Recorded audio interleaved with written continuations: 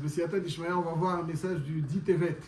Le Dit Tevet, dans les Slichot que nous récitons le matin du Dit Tevet, et on nous dit que c'est la ptira de Ezra Sofer. Donc on va essayer de s'inspirer de la ptira de Ezra Sofer, de sa vie, pour essayer de s'inscrire dans sa continuité. Ezra Sofer était un Kohen qui, dans l'histoire, était le dernier Navi. La Gemara Masechet Megillah Daf Tetvav nous enseigne que le dernier Navi jusqu'à aujourd'hui il s'appelle Malachi. Et la Gemara nous dit que Malachi, c'est Ezra. Malachi, c'est Ezra. Le rôle de Ezra était sublime. On peut partager l'histoire juive en deux parties. La première partie de l'histoire juive, à partir de Moshe Rabbeinu, c'est un peuple qui a été dirigé par les Nevi'im, par les prophètes. Un jour, la prophétie s'est arrêtée jusqu'à aujourd'hui parce que le Yetzer Hara nous enseigne le sage de Avodah Zara devait être aboli, et que si le Yetzer Hara de Avodah Zara est aboli, donc il y a aussi la névoie qui n'est plus. Pourquoi? Parce que un équilibre. S'il n'y a pas de Yetzer Hara de Avodah Zara, il y a la névoie, il n'y a plus de Bechira. Donc quand il n'y a plus de Yetzer Hara de Avodah Zara, donc il y a plus de névoie. Alors jusqu'à le début de Beit Sheni, du second Beit HaMikdash, l'Am Israël était dirigé par des prophètes. Et donc il y a une métamorphose énorme dans l'histoire juive. Il va falloir maintenant instaurer une nouvelle forme de leadership, de Hanhaga pour l'Am Israël. Et ce leadership ne seront plus les Nevi'im, mais les Chachmei Torah. Le Chachmei Torah est celui qui aura le rôle de faire cette transition entre la période de Névoie et la période de Chochma, de Chachmei Torah, c'est Ezra Sofer, qui est Malachi. Comme on le voit dans le texte de Malachi, dans ses dernières phrases, dans ses dernières prophéties, jusqu'à aujourd'hui, il dit Zichru Torat Moshe Avdi Asher Tziviti Etchem Bechorev. Souvenez-vous de la Torah de Moshe. Dorénavant, c'est la Torah de Moshe qui va vous guider. Il n'y a plus de Névoie, c'est la Torah de Moshe qui, dorénavant, devait être profondément imprégnée en vous et vous guider.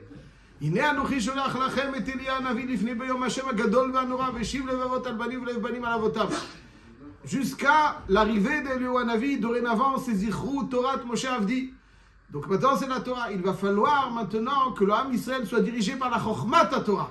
C'était un des rôles de Ezra Sofer. Comment est-ce que Ezra Sofer va opérer pour que cette transition très singulière s'opère de la meilleure des façons? Et son opération a été parfaitement bien réussie. On voit aujourd'hui l'Am Israël est imprégné de Torah, de savoir, grâce à Ezra Sofer. Comment Ezra Sofer a pu faire cette transition? Ezra Sofer a tout fait pour combattre l'ignorance. Ezra Sofer a, quand il est monté, mandaté par le roi de Perse, en tant que gouverneur d'Eretz Israël, il va tout faire pour combattre l'ignorance et pour instaurer et rendre la place centrale à la Torah.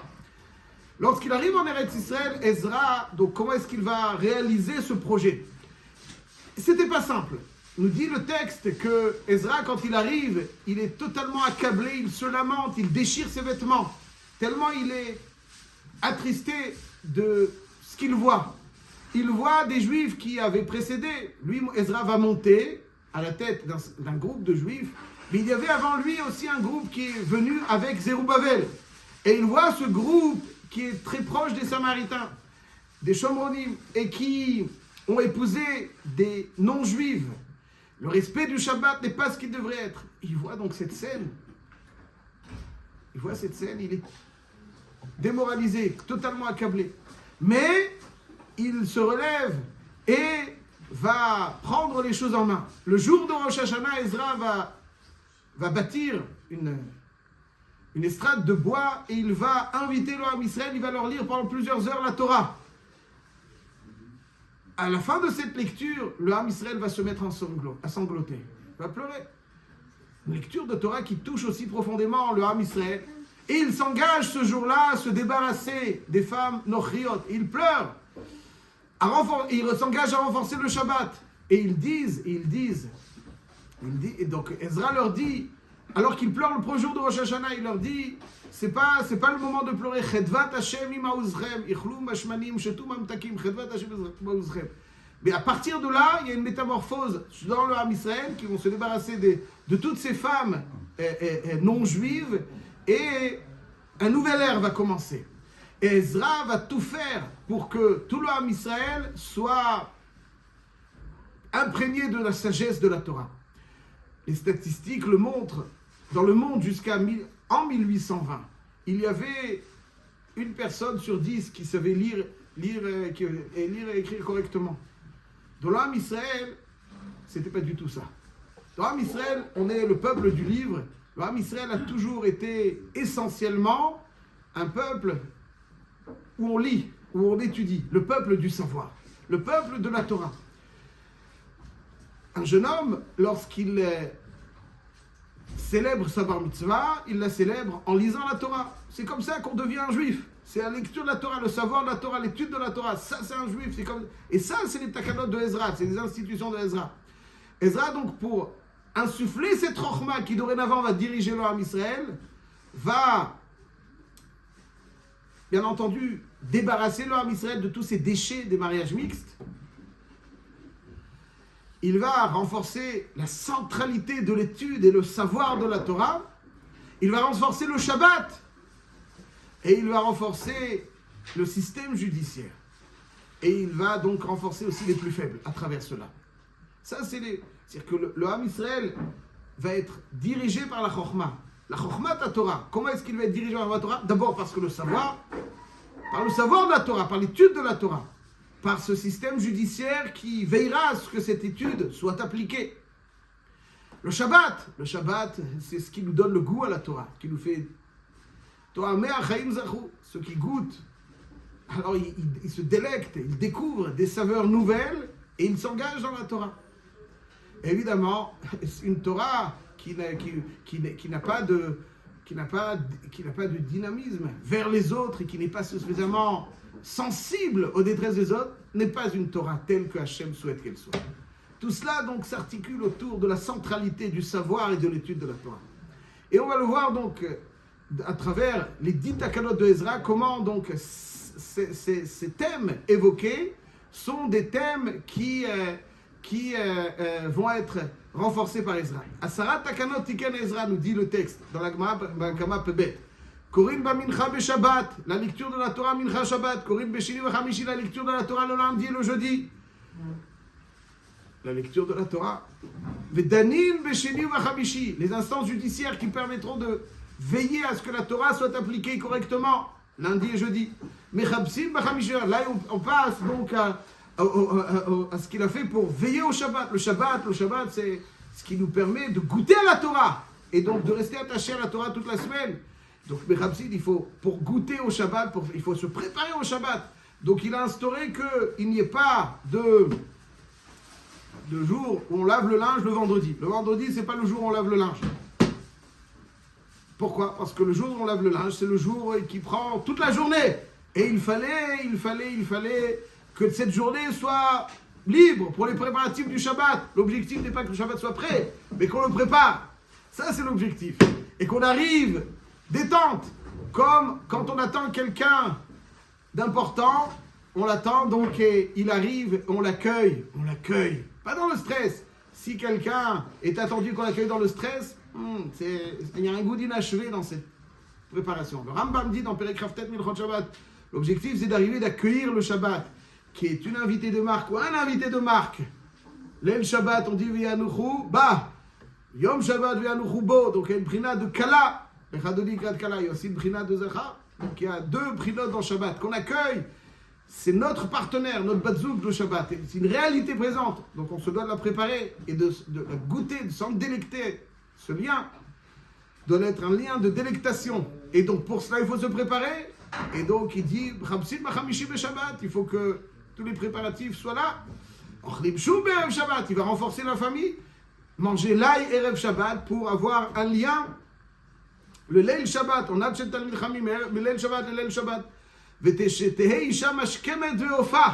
Il faut que les femmes se lèvent de bonne heure pour préparer le pain, que le Ani qui n'a pas pris son petit déjeuner ne soit pas renvoyé en lui disant le pain n'est pas encore prêt. Donc ça, c'est le soutien des faibles. Une Torah sensible, une Torah à l'écoute, une Torah sensible, une Torah authentique, vraie, mais donc qui est aussi à l'écoute. Shetei Isha Chageret Bessinar. Ça veut dire que pour qu'une Torah soit pure, il faut que la famille soit à la hauteur, qu'elle soit pure. Donc il a tzniout, Chageret Bessinar, qui a la tzniout. Shetei Isha Chofefet Vetovelet. Que la pureté du mikvé, que quand on se trempe dans le mikvé, il faut nettoyer les cheveux correctement. Il a institué que personne, aucun village, aucune ville ne pourra dire on n'accepte pas des rochlines. C'est quoi les rochlines? C'est ceux qui passent, les colporteurs qui passent. En France, ils les mettaient sur l'entrée des immeubles. Ils ne veulent pas les colporteurs, ils n'aiment pas aussi les gens qui mendicité. C'est-à-dire, tu as faim? Ok, laisse-moi en chaussons au coin du feu, c'est pas grave. Ça, lui, Ezra, il aurait pris cette affiche à l'entrée des immeubles, il l'enlève. Il n'y a pas. Quelqu'un, il a faim, et ben, il se dérange. Et alors, il te dérange. Le colporteur, il dit, c'est pas les colporteurs d'objets d'art ou de je ne sais quoi. C'est les colporteurs qui sont là pour colporter, apporter des parfums et des soins pour embellir les femmes. Ezra est donc institué que ces colporteurs ont la porte grande ouverte. Personne ne peut leur dire vous ne rentrez pas. Il faut de la concurrence pour que les prix des parfums et des soins esthétiques soient les plus accessibles pour tous. Le plus accessible pour tous. Et ils sont accessibles pour tous parce qu'il veut des femmes juives belles. Pour que ce lien donc soit intense. Ça fait partie aussi des takanot de Ezra. Vetiken tvila les balekrin. Et voilà donc les balekrin aussi parce que pour que c'est pas, ça veut dire que c'est quelque chose de kadosh. C'est quelque chose de kadosh, et tu dois te préparer, tu dois savoir quoi. C'est pas quelque chose que tu fais comme ça. C'est tout ça. Donc tout ça, c'est les takanot de Ezra. Et voilà donc comment Ezra, ce géant de notre histoire, qui va gérer cette transition entre la Nevoa et la Chokhma. Maintenant, les Chachamim, c'est eux les leaders du Ham Israël, parce que c'est la Torah qui donne cet éclairage nécessaire, et il va renforcer l'étude de la Torah, la rendre centrale, combattre l'ignorance, renforcer la sagesse et la connaissance de la Torah. Pour ce faire, il va renforcer le Shabbat qui nous permet de goûter à la Torah. Pour ce faire, il va renforcer la famille juive, qu'il n'y a que dans la pureté que la Torah peut être vraiment imprégnée. Et pour ce faire, il va renforcer les nécessiteux, parce qu'une Torah sensible à l'écoute. Et pour ce faire, il veille à l'application de ces valeurs à travers des institutions judiciaires dignes de ce nom qui vont donc siéger le lundi et le jeudi. Voilà Ezra Sofer. Ezra Sofer, c'est celui qui nous inspire, qui nous accompagne, parce qu'il nous montre à quel point, jusqu'à la venue du Mashiach, ce qui veille, ce qui garantit la pérennité du Ham Israël, sa force, sa solidité, c'est l'étude de la Torah, le savoir de la Torah, la sagesse de la Torah. Voilà donc le message de Ezra Sofer que nous devons ce soir, demain, avoir présent à l'esprit, en sa mémoire. Et Zchuto Yagan Alenu Be'ezrat Hashem ve'al kol Amo Yisrael. Amen. Chazak u'baruch.